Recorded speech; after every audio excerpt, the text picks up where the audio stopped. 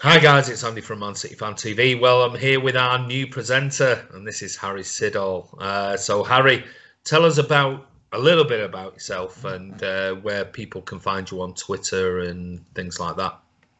Yeah, well, my name's Harry. You might have seen me before a few times on this channel with Ray mostly, talking about City. As you know, I'm a massive Manchester City fan, season ticket holder in the East Stand with my granddad, and I'm an aspiring sports journalist. I go to a university at the Etihad Stadium, UCFB, studying multimedia sports journalism.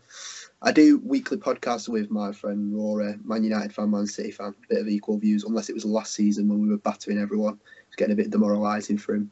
If you want to find me on Twitter, my personal Twitter is at Harry A. Syddall. If you want to follow and listen to the podcast, it's at TFA Pod on Twitter. On there's all the links to anything you need, your Instagram, your Facebook, and most importantly, the SoundCloud where you can listen. Brilliant. Well, Harry's going to be doing more sort of videos for us. Going to look at all sorts of different things, looking at sort of aiming towards the younger generation, the younger fans as well. And he's going to be looking at all sorts of things like tactics, formations, and you name it. And if anybody wants Harry to do a specific video, then please make sure you comment below the video. And like I said, you'll see more of Harry as the season progresses. Should have been on Sky Sports this morning, but yeah, there seems to be a bit of a cock up there. What was that all about?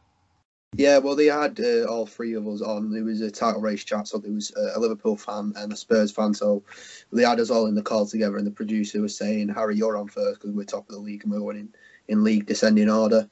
And they said, yeah, we'll patch you through the show. You should be able to see it and hear it on screen, and you'll be on first. So I was like, okay. So you patch you through, you can see it, you just can't hear it. So I'm trying to type to this producer. I can't hear anything because I think I'm the only one hearing anything. Cuts to me, and I'm just stood there typing. He's like, Harry, are you there? Harry, are you there? And I turn and I go, sorry, mate, I can't hear you. But turns out it was the same for the others. Nobody could hear anything. Yeah, well, I think it was Neil from the Anfield Rap was on as well, and there was somebody else from Tottenham. Yeah, Expressions is a Tottenham YouTube page. Yeah. So they're gonna get you all back again, aren't they? I believe. They said, because obviously the sad passing of Gordon Banks, it's taken up a lot of Sky Sports' time reacting to that, and it happened pretty much half an hour before we were supposed to go on. So yeah, they said they don't know when, but they'll get in contact soon as when they want to do it again. Well, don't forget, check it out. We'll post it on Twitter anyway, and when it happens again, this sometimes happens that events, sadly, like today with the passing of Gordon Banks, then obviously that takes precedent, and they couldn't sort out their Sky software, which is really weird, for such a major organisation. But anyway, we're moving on. We're just going to have a very quick chat then as an introduction to the channel. We've had 3 games, 3 big games. We had Arsenal just over a week ago, 9 days ago on Sunday. Then we had Everton midweek, and then obviously the big game on Sunday was against Chelsea. So very quickly, what were your thoughts on the Arsenal game? Coming off the back of the Newcastle result, obviously I was a bit demoralised. We've not played well at all, and despite going ahead within 24 seconds, I think it was, we lost the game. And I felt like I said to Ray at the time, I recorded a video with Ray after the game. It felt like a sucker punch. It felt like that was it. But who'd have envisaged the way Liverpool were playing that they dropped points at both West Ham and Leicester? Obviously at the time, they just dropped points at Leicester. So there was a chance for us there to gain a bit of ground on them, and I think we went about the game quite well. We started off brilliantly, another early goal by Sergio Aguero, and then there was a bit of a spell in the game when Arsenal, we conceded a poor free kick, and I was lucky enough to be in the Tunnel Club for that game. So I was speaking to Pep's tactical analysis guy after the game, and he was saying the reason we conceded the goal was because we didn't have 4 at the back. He said the way we set up on corners is that we have our back 4 on the 6-yard area. He said because we didn't play with a left fullback, because Pep obviously experimented with the team, they had to stick Kevin De Bruyne there, and Kevin De Bruyne didn't know the free kick tactic. Koscielny ghosted in and got the goal. But after that, we started to take control again, as City knew at home. Bar Crystal Palace, we've been pretty dominant at home this season, and for the last couple of years, took over. Sergio Aguero took over, and scored his 10th hat-trick at the time. Amazing. So I mean, like I said, we were there at the ground, and thought as always, typical old school City fan me, I was thinking, it's going to be a tight game, 3-1. Yeah. In fact, it was apart from about 20 minutes, it was a pretty easy game, very dominant by City.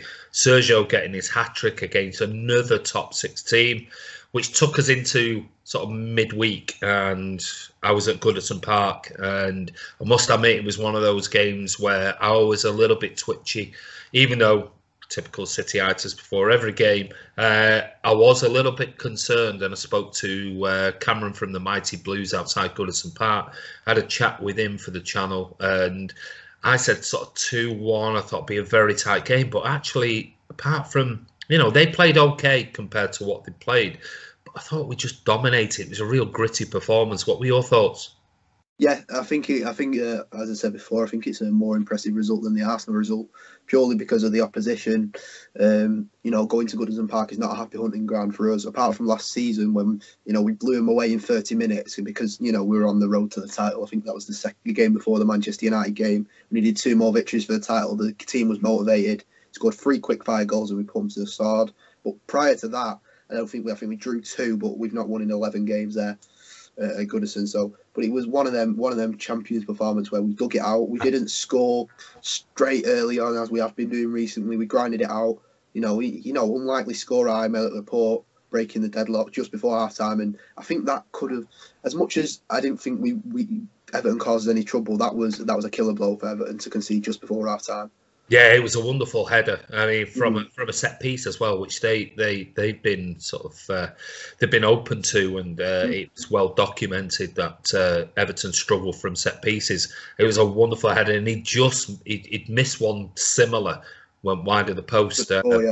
Yeah, and then right at the end, I must admit, if you look back on Twitter, I had my phone out and I was just something. I don't know why I was filming the fans and we were singing and chanting, and the atmosphere was absolutely amazing. And I just managed to get Gabby's it's brilliant second goal, and then the crowd went absolutely mental. I've never seen it. Was like we scored the winner, wasn't it? Yeah, was that relief? It was because at 1-0, it's like at City with City, it's like you're thinking, if they could just get a lucky break, look at Wolves and the Bolly goal last season, and you're thinking, or earlier on in the season, and you're thinking a handball or a little flick on or an own goal. Mistake, everything could just after beating Arsenal 3-1, you think a point wouldn't be great here. Might have been in previous seasons, but the way it stands at the moment, we need these 3 points. So the tension was building, and the City fans were just in full voice and non-stop, absolutely non-stop. And then that, ball over the top, and Gabby went in, and it was like, oh, is it? And everyone's heads up. I think heading it with him, I think people were actually heading it with him. And then it went in, and it was just, Everton and Goodison Park is such an old stadium, and we were all cramped in, looking behind stanchions and posts, and the atmosphere was just incredible. Yeah, absolutely brilliant, and it was such a crucial game. It's sandwiched in between, 2 massive games. It's these 2 top 6 sides. Quite easy to lose focus in them type of games, but I think it shows the mentality that stayed with us, no matter the manager, Mancini into Pellegrini, into Pep Guardiola, is that never say die, fight till the end attitude, and the players shown that they're not giving up. So why should we give up? Yeah, exactly. And like I said, that was 2 games down. Mm-hmm. In 7 days. Literally 7 days. We had Arsenal, followed by Everton away, which is, like I said, was a tough game. And then we go to Chelsea, and I did the podcast with Yannick from Chelsea on Chelsea podcast, and I thought it's going to be a really tight game, 2-1. Chelsea could be one of those teams that could come to the Etihad, sit back, hit us on the break like they did in the 2-0 defeat at Stamford Bridge. 6-0. What were your thoughts on that? I was in absolute dreamland. Going into the game, me and my granddad, who was go to the games with, are absolutely terrified of Eden Hazard. He's obviously one of the best players in the league, if not the world, especially when he turns up. I remember a couple of years ago when we got beat after we took the lead against Chelsea, he was phenomenal. So he was terrified, but then we started and we were just incredible. It was by far, I think everyone agrees, that was our best performance of the season for sure.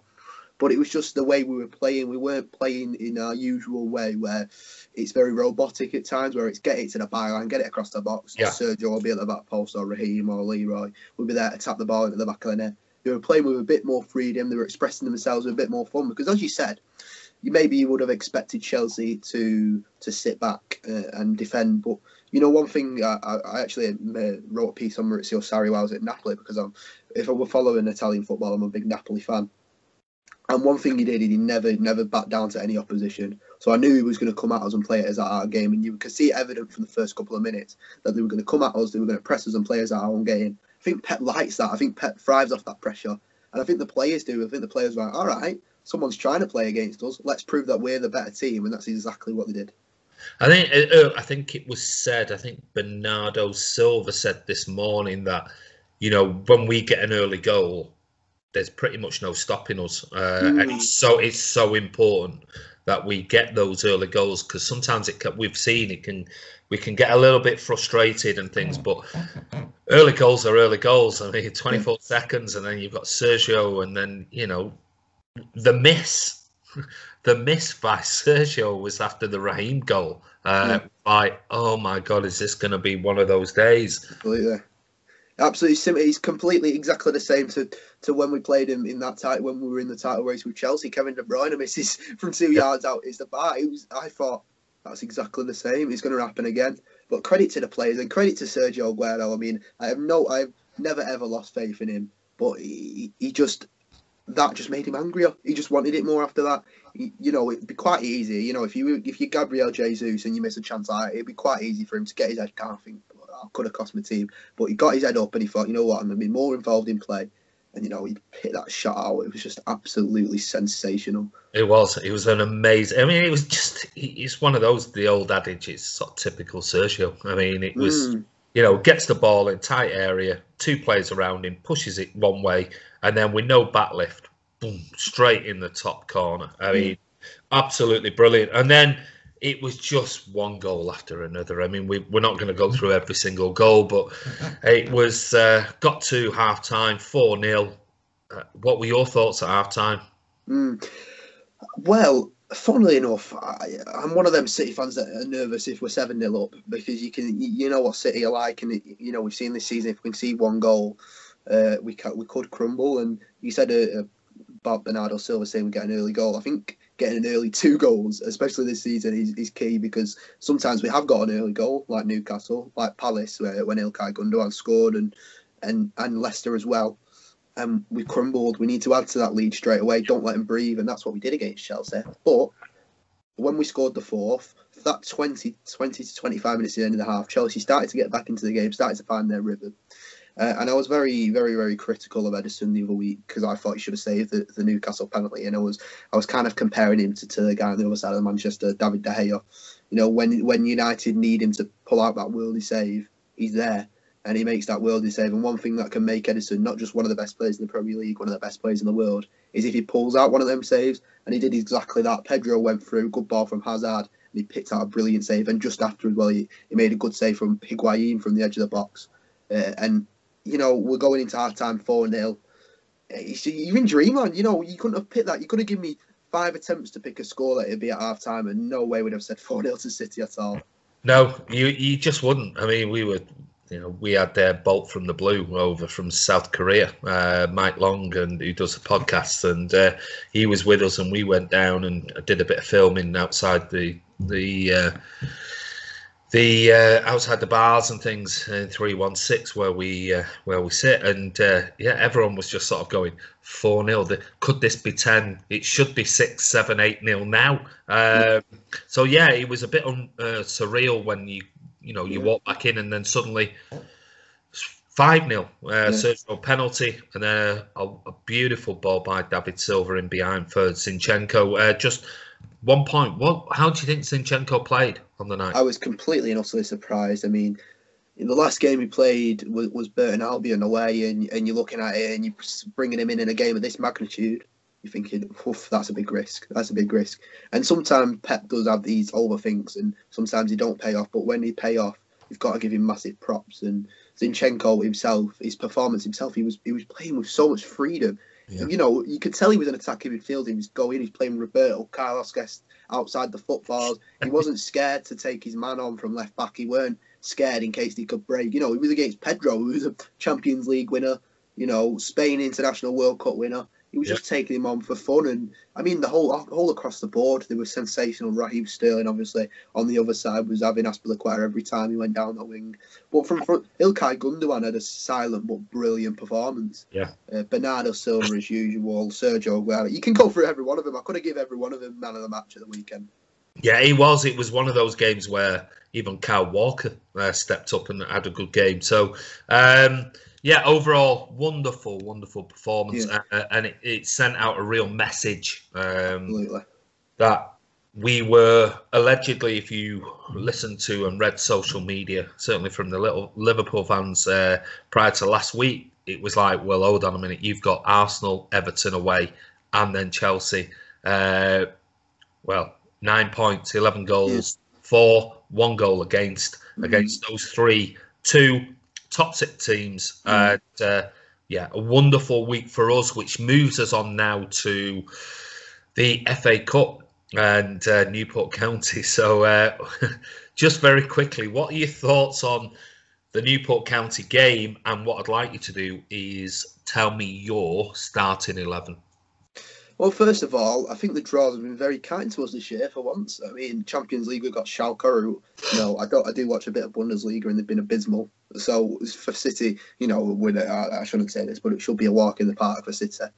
In the Carabao Cup, we've been very, very lucky. You know, considering I think it's added up to, was it 12 Premier League away ties in a row we got? Yeah.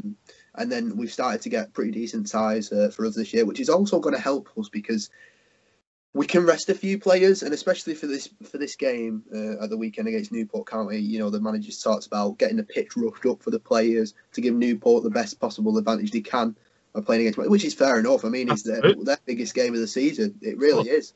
In terms of the team, it's a tough one because Pep Guardiola has opted for a very strong 11 in both FA Cup games, both against Burnley and Rotherham. But I think he'll make a few changes and he'll rest a few key players, especially the ones who have previous injury experiences and he doesn't want to aggravate any or cause any new ones. Ederson has started the first 2 games in the FA Cup, but I think Muric will start in goal for this one. He's equally as capable as Ederson. We're not taking any risks. It weren't like Bravo last season. We're not taking any risks with Muric. He's good with his feet. He's a good shot stopper. Moving on to the defence, I think we'll play a 4-3-3, go back to how we normally play, and I think it'd be Alexander Zinchenko who continue at left back. We just talked about him; he was brilliant, and I don't see why he should be dropped out of the team if he's in good form.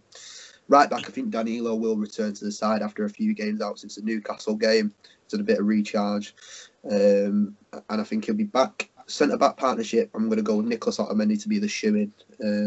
He's played a lot more Premier League games recently. You know, there was rumours that he was upset with his amount of game time. Yeah. In time recently. And to be honest, to me, Nicholas Otamendi never disgraces himself when he plays. He's always a constant, at least 7 out of 10. Newport will be a very physical side, so Nicholas Otamendi could deal with that quite well. Good in the air. It's one of those players, that, you know, if you want somebody who... Laporte and Stones are not the best in the air, but Otamendi he fights for everything and he tends to win the majority of his headers. So, yeah, I agree with you. Yeah, and I think I said it in the video that we were reviewing the Newcastle game that we missed Otamendi's aerial presence against Rondon. And it works quite well for us. The season we won the league, when he cleared that ball magnificently off the line, It works. And he is a good aerial option. Of course, Vincent Kompany is, but I don't think Vincent Kompany is going to be fit. Partnering him, you've got 2 choices, I think. I don't think either Laporte or John Stones are risked. Maybe John Stones I could see possibly. But I think he's out of Eric Garcia and Philippe Sandler. When Philippe Sandler came on against Rotherham, of course it was his first game, but I didn't see much of him. But I thought he was terrific against Newport. Although they both were, I thought he was really, really good. But I think Pep prefers Eric Garcia. I don't think he's seen Sandler more in his plans than Garcia. So I think Garcia may get the nod.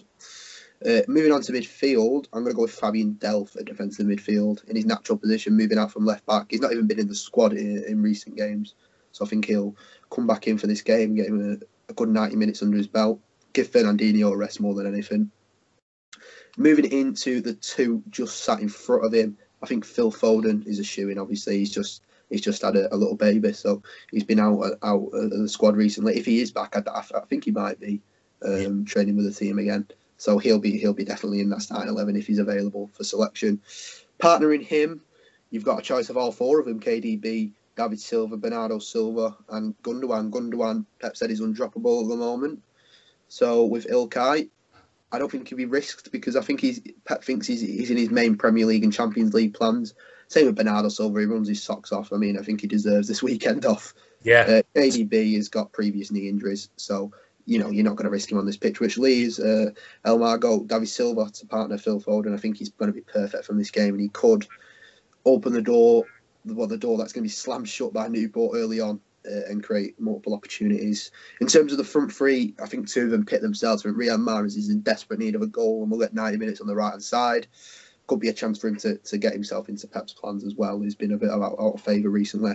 Gabi Jesus has been brilliant in 2019 and will want to continue that by starting up front. And in the left wing position, I think it's out 2 players. I think Raheem Sterling's might not even be in the squad. You've got to look at either Leroy Sané or Ian Carlo Poveda, who seems to have impressed Pep because he has been stepped up into the first team training since his appearance against Burton. And I thought he was pretty good. He didn't have much to do, but his few tricky touches here and there shows he can beat a man. And I did watch him once in a Manchester derby for the under-18s, and he was absolutely magnificent anyway. So, but if I had to guess, because Pep's been playing very strong teams in the FA Cup, I think Leroy Sané comes in. He's not had amazing game time recently. He came on he played 50, 60 minutes against Everton. 59 minutes, and he didn't play at all, Arsenal and Chelsea. Considering, he was flying from the Liverpool game, didn't really get into the game against Newcastle either. So I reckon Leroy Sané will start, and I wouldn't be surprised if he bags a brace. Leroy Sané, he's that hit and miss at the moment. I agree, and I must admit, there's not many of those positions I would argue with. I think all of them are legitimate starters for Newport County. I agree with Leroy Sané. I think definitely Mahrez comes in. Definitely Gabi gets up front because he's not warranted being dropped, but then you drop him and Sergio gets what a brilliant decision it is. I mean, it's just, imagine being Pep Guardiola and going, I've just got a guy who's 10 in 6, 10 goals in 6 games, but I need to get Sergio Aguero in the team. They're feeding off each other and scores 2 hat-tricks. And it's like, Gabi must be going. Yeah, they're feeding off each other. That's what's so good about it. They've got a really good relationship. And you know what? When they play together, they play brilliantly together. Yeah. But you know what? It's almost like Gabi Jesus scores and goes, Sergio goes, if you can do that, I can do it better than Gabi Jesus. Well, I can do it better than you. He's brilliant. He's brilliant. I think I was going to mention on Sky Sports today, actually, that even players like KDB now are not guaranteed starters in this team anymore. And he's only going to push him to the level that he was last season. And you've got Bernardo Silva playing the way he is, David Silva playing the way he is, and Ilkay Gundogan playing the way he is. Well, when you think of last season, you're talking about Centurion team. How the hell can you possibly this season think that Kevin De Bruyne is droppable? Exactly. And yet he is. He's literally now, with the form of certainly Bernardo Silva, he's in a position now whereby he's got real competition. I mean, because Bernardo Silva can play out on the right, no problem whatsoever, like we saw against Chelsea. But he can also occupy one of the 2 positions. And he's fighting with David Silva. So, I mean, it's what a position to be in when you're saying Kevin De Bruyne, who was possibly last season one of the best players in world football, this season, even with his injury record, if he could possibly walk into any team in world football, let's be honest. Real Madrid, Barcelona, Bayern, Juve, he could walk into any team, and he's not guaranteed a starting place under Pep Guardiola. Oh my Lord. How strong have a squad have we got? So I think it's going to be interesting. Certainly going to be interesting at the weekend against Newport. It's going to be one of those typical FA Cup games where you get into it going, I don't think it's not going to be a Rotherham. It's not going to be a Burton. No, I don't think it will be. small, compact ground. Noise will be, be lively. No space. They'll get, they'll hopefully they do what Burton do and didn't go in flying in tackles against, some of the top players. I hope they respect the opposition a little bit to that degree. That's what I was scared about against Chelsea. Yeah. Even though, at the end of the day, they're in it for them, and wish them all the very best for the weekend, because it's a massive day. But I just hope some of the players don't go a little bit over the top and start flying in trying to make a name for themselves. But it's going to be a wonderful weekend, which moves us then forward, and we'll do another video with you about Schalke coming up the following week. And then obviously we've got the Carabao Cup final. So no doubt we'll catch up again. But anyway, listen, this is Harry Syddall. He's our new presenter on Man City Fan TV. So just finally, Harry, what we'll do is we will get you, we'll get you on Twitter with a Man City Fan TV sort of tagline and things like that. You just to remind everybody now who wants to get in touch with you. Just one last, where can they find you? My Twitter is at Harry A Syddall. And your City Extra stuff? City, I write for City Extra. I don't run City Extra.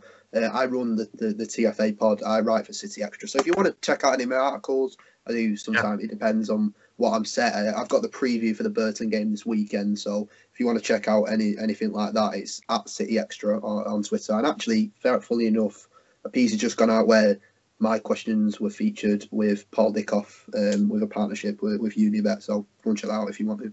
Is that for the Newport game? I think it was partly that. I think it might have been Chelsea and Newport combined. Okay, no problem. Well, listen, guys, subscribers, if you haven't subscribed already, make sure you click subscribe, click notification, and don't forget, comment below this video for Harry. Harry's going to look after a lot of stuff for us, and he's also going to be hopefully at the games with us, doing some interviews and things like that. We're going to do plenty of videos with him, as you can hear. Intelligent guy, knows his stuff about Man City. But for the younger fans or the older fans, if you want to comment below and send Harry a question as to what you would like him to talk about, then please comment below this particular video, because he's going to be with us now through the rest of the season. It's a massive...